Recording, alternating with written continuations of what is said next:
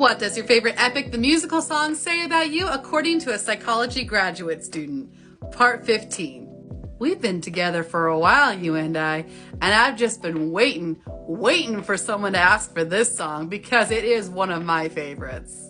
So while we are all dreading, biting our nails, truly terrified of that last saga dropping off and the absolute emptiness that will follow, let's go ahead and say what Little Wolf says about you.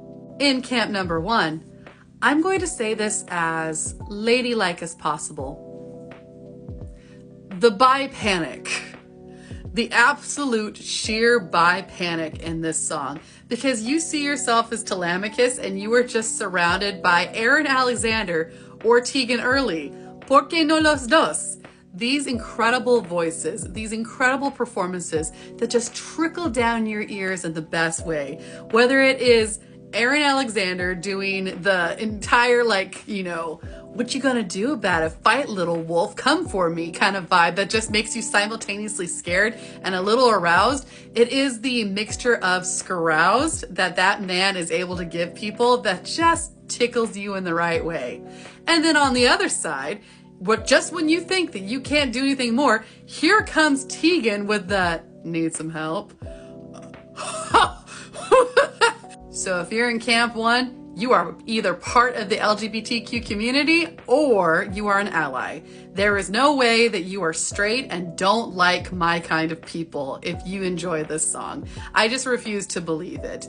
You are either part of us or you are adjacent to us, because the sheer amount of just badassery in this song that just tickles you in all the right ways is evident. We all know it's there. We all know that we lost a lot of our morals saying, oh, I would never support someone like that. And then that man's voice just gets in your ear and you're like, well, I could be amendable.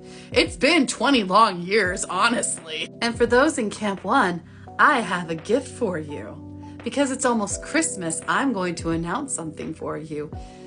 Do you want to see just a performance that has Tegan Early and Aaron Alexander together? You just want to hear those voices again, almost like you were hearing it for the first time? I have a secret for you. Come closer. Both Tegan and Aaron Alexander are going to be performing at the Myths and Mortals Ball that is taking place on May 23rd through the 25th, 2025 in Grand Rapids, Michigan. We have been so excited to announce that. I have been holding on to it for weeks. And when you have the kind of channel that I do, where I love hurting feelings, it's so nice to give you a gift. So yes, before the rest of the video continues on, if you would like to see these two powerhouses performing together on a stage, go ahead, go to the Myths and Mortals link that is in my information. Get your ticket. You'll be able to see me. You'll be able to see Captain Meadow. You'll be able to see these two people. It's just so good, and we're so excited to see you. Now, moving on with the rest of my video. Camp number 2. I'm so sorry that you were bullied in high school, middle school, elementary school. I'm so sorry that you were bullied.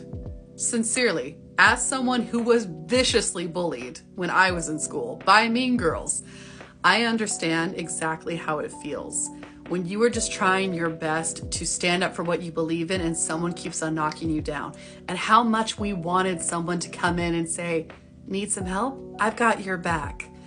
And yet that person never came, did they? Very few people understand the pain of feeling like you are other, of feeling like you are alone, of feeling like no matter what you do, you can't do the right thing, of feeling like you will never belong in the group, and there are those that have made it their mission to tear you down. And I always hated when I was a kid, and I'm sure you did too. I hated when adults told me, oh, well, they're just insecure. Oh, well, they're just picking on you because someone's picked on them. Okay, that doesn't give them the right to pick on me. I hated that excuse. And I'm sure you did too. Let me know in the comments, what was the thing that you hated that adults told you when you were trying to say, hey, this person's making my life terrible. Oh, well, they're just sad inside. Okay, I'm sad on the outside. I understand you. People who love this song have that fantasy of having Athena come out of nowhere and be like, I'm gonna help you. I'm going to stand up for you. I'm going to take care of every single thing that you have going on because you deserve to be loved and you deserve to be safe. And that is okay. It's okay to want that. It's okay to want someone to look at you and say that you are worthy of protection. You are worthy to stand beside and help you fight those battles. And whether in your adult life you have found that in friends, you found that in your interests, you found that in video games, you have something now where you have some semblance of control because you did not have it when you were young. And I understand that very deeply. And if you're in camp number 3, welcome to my camp, ladies and gentlemen. There's a little bit of me in all 3 of these, which is why I was really excited when someone asked for it, because a lot of these videos have just a little smidge of me, but this one has so much, and most of it's in camp 3. Because if you are in camp 3, you are the person who defends those who cannot defend themselves. There is very few things in this world you hate more than a bully going after someone who can't protect themselves. So when Athena says, I've no respect for bullies, those who impose their will, I've seen plenty enough to fully understand this kind of filth. You feel that in your soul. You were the kid that would stand in front of the other kids and be like, hey, pick on someone your own size. You're the Judy Hopps in Zootopia. You are the defender personality. You are Vi in Arcane. You are the kind of person who will stand up and say, this isn't right. What you're doing is wrong. You will not be silenced. And unfortunately, that's got you in a lot of trouble. It has made it so sometimes that attention focuses on you. And now you are the person who either runs from conflict or stands very firm in it. And most likely you're in the latter camp. You cannot stand to see someone abused. You cannot stand, especially if it is a child or an animal. Like if you see someone kicking a dog, that person's dead now. Like there's no coming back. You are that defender personality because you know how rare it is to find people that you love so deeply. You are capable of great love, but for those that have deemed worthy of your trust, of your kindness, of your protection, they're gonna have it forever. Because once you decide that you're gonna stand up for somebody, there's nothing anyone can say. That doesn't mean that you won't say that they're right when they're not. You're not that kind of delusional, but you will give them the benefit of the doubt because you understand them, because you hate nothing more than to see someone's voice taken from them, to see their power taken from them because it was taken from you. You know how it feels to be broken down, to have nobody believe in you, and furthermore, to have you not believe in yourself.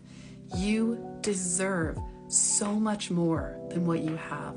And the world needs more people like you. There is a saying that in this world there are sheep, there are wolves, and there are sheepdogs. I personally am a wolf fan, so I don't really like that saying, but in that particular context is saying that there are people who hurt those who can't defend themselves, and there are people who go after them. Furthermore, I really love Buffy the Vampire Slayer when she says, I'm the thing that monsters have nightmares about. And now you and I are going to show them why. That is your kind of personality. You have that knight complex, that guardian complex. You are the person who makes sure that everyone comes home safe. But the question therein lies, my darling, who makes sure that you're safe? Who's the person who takes care of you? And even if that person came, would you allow them to take care of you? That's something that I want you to sit with because it is such a terrifying thought for people like us to allow someone to take care of us. Not because we think they're weak, not because we don't enjoy them, but because we feel like we're a burden if we allow that. Look into the windows to my soul, my darling. You deserve to be taken care of and loved and valued. You are wonderful. And I'm so proud of you, and I'm so glad you're here. And I'll see you in the next part. Stay classy, my darling.